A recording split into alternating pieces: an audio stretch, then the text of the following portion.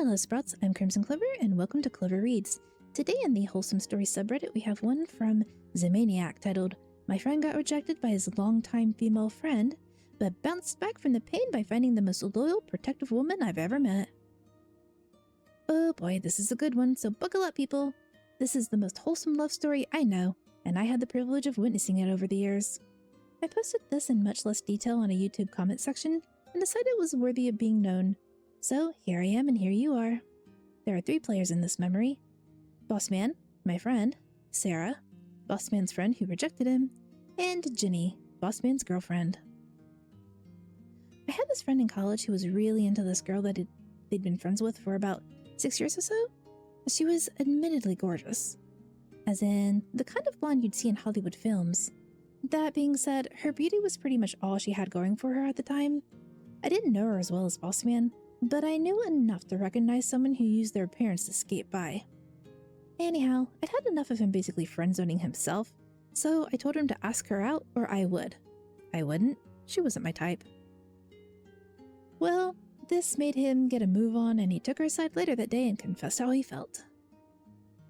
You know how the worst they can say is no? Yeah, no. The look she gave him was like she just found out dog crap on her shoe. She gave him the whole, "It's not you, it's me, I just want to be friends" spiel, but he never forgot or got over that look, and in the span of about 2 weeks, he stopped talking to her. Is it over? Nope. Bossman finds this chick on Tinder who lived about 4 minutes away from him. Met up, went out on a few dates, and made it official, once he was certain she wasn't playing with him.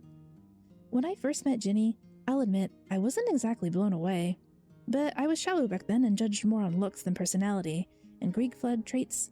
Don't worry, I grew up eventually.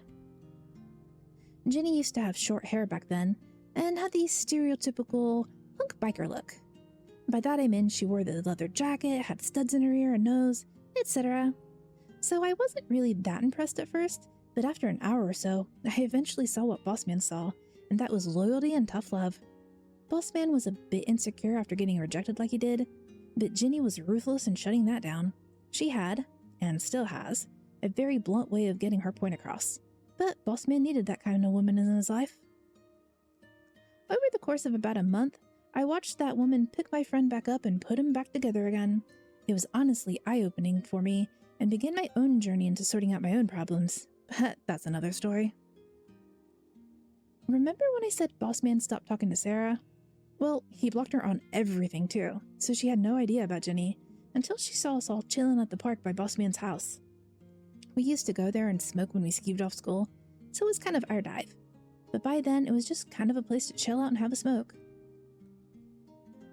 To put it bluntly, Sarah saw us all and almost lost her mind.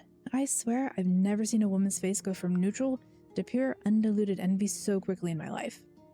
Bossman was clearly uncomfortable, but Ginny, the boss babe that she was and still is, damn well tongue-kissed him right then and there. Oh my. And wouldn't you know it, the next day at college, Sarah had a little word with Bossman and it turned out that she magically did fancy him now. I wanted to go on a date with him.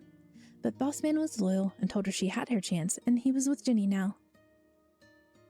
Then this is where the crazy started and Sarah sort of began stalking him, hang out with us and essentially try and take all of Bossman's attention. She messed up once though when she tried to push herself in between Ginny and Bossman. Ginny pretty much lost her temper and threatened to beat the stuffing out of Sarah if she didn't leave Bossman alone. Did this stop Sarah? Nope. She came to his house the very same night. I had to read that twice because really, who would do that? Wearing nothing but a big coat and tried to seduce Bossman. But instead of Bossman, it was Ginny who answered the door instead, and from what Bossman told me, she told Sarah in not so polite terms to go away, and when Sarah refused, Ginny followed through with her threat and ducked her.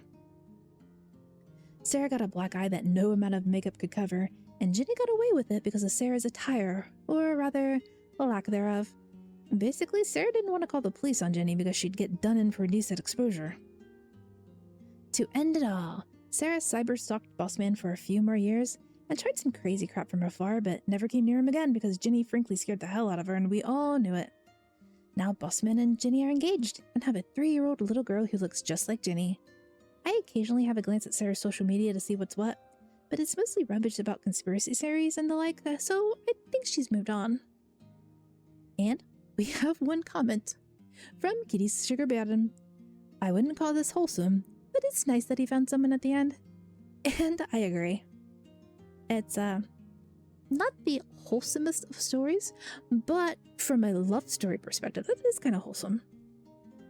I'm glad he found someone to, pick his heart up. It sounds like an excellent couple. I wish them well, and I'm kind of hoping OP would come back and tell us some more of those shenanigans that Sarah got up to try and break them up. Anyway, thank you for listening. If you like what you hear, we'll be doing more of these stories.